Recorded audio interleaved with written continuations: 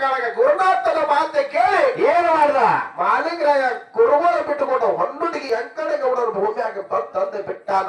ಬಿಟ್ಟಾನ್ರಿಪ್ಪ ಅವಾಗ ಎಂಕಣಗೌಡ ಊರಿಗೆ ಕೆಟ್ಟಿದ್ದವ.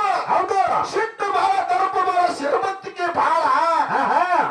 ಆಳ ಮಕ್ಕಳು ಹೇಳ್ತಾವ, ಏ ಕುರುಗೋಳ ಹೊಡ್ಕೊಂಡು ಹೋಗು, ನಮ್ಮ ಗೌಡ ಬಹಳ ಸುಮಾರದಾನಂದ್ರು. ಯಾಕೆ ಬಿಟ್ಟಿಲ್ಲಿ ಇನ್ನಾಕೆ ಬಿಟ್ಟಿದೆ ಹೋಗಂದ್ರು. ಮಾಲಿಂಗ ಗುರುನಾಥನ ಧ್ಯಾನದೊಳಗೆ ಕುರುಗೋಳ ಮಿಸ್ಲಿಕ್ಕೆ ಶುರು ಮಾಡಿದ.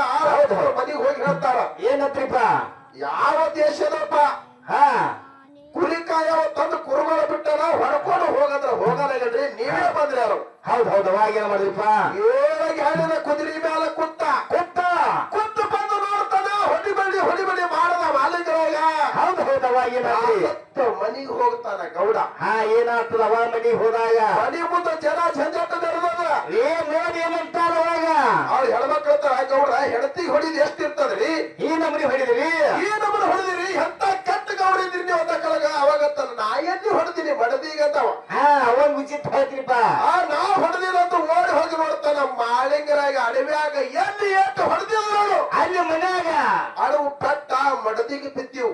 ನೋಡ್ರಿ ಹಂಗ ನಮ್ಮ ಮಹಾತ್ಮ ಮಡದಿಗೆ ಬಿದ್ದೀವು. ಅವಾಗ ಹೋಗಿ ಮಡದಿಗೆ ನೀರು ಕುಡಿಸ್ಬೇಕಂತೇಳಿ ಹರಿವಾಗ ಕೈ ಹಾಕಿ ನೋಡ್ತಾನ. ಹರಿವಾಗ ಬಾಳಪ್ಪ ಕಾಣುತ್ತಾನ. ಹೌದು ಹಿಂದೆ ನೋಡಿದ್ರೆ ಹಿಂದೆ ಬಾಳಪ್ಪ, ಮುಂದೆ ನೋಡಿದ್ರೆ ಮುಂದೆ ಬಾಳಪ್ಪ. ತಪ್ಪಾಯ್ತಂದು ಓಡಾಡಿ ಬಂದು ಮಾಳಿಂಗರಾಯನ ಪಾದಕ್ಕೆ ಬಿದ್ದಾನೆಪ್ಪ. ತಪ್ಪಾಯ್ತಂದು ನೀ ಶರಣ ತಿಳಿದಿಲ್ಲ ನನಗ. ಹೌದು ನೀ ಕ್ಷಮಿಸಂದು ಮಾಳಿಂಗರಾಯನ ಪಾದಕ್ಕೆ ಬಿದ್ದು ಹೇಳ್ತಾನ, ಹುಟ್ಟ ಪಂಚಿದ್ದೀನಿ. ಏನಂತ್ರಿಪ್ಪ ಹುಟ್ಟ ಪಂಚಿದ್ದೀನಿ, ನನಗೆ ಮಕ್ಕಳ ಸಂತಾನ ಕೊಡು ಅಂದ ಕಳಗ. ಮಾಳಿಂಗರಾಯ ಆಶಿ ಕೊಟ್ಟ, ನಾನು ನೋಡು ನಿನಗೆ ಮಕ್ಕಳ ಸಂತಾನ ಕೊಡ್ತೀನಿ, ಮೊದಲು ಹುಟ್ಟಿದ ಮಗನನ್ನ ಹೌದು ನನ್ನ ಮಟ್ಟಕ್ಕೆ ಬಿಡ್ಬೇಕು ಮಾಳಪ್ಪ ಅಂತ ಹೇಳ್ದ. ಮಾಳಿಂಗರಾಯ ಗೌಡಿಗೆ ಹೇಳ್ದ ಕಳ ಏನಾದ್ರಿ ಅವಾಗ ಆ ಕಾರ್ಯಕ ಪ್ರಸಾದದಿಂದ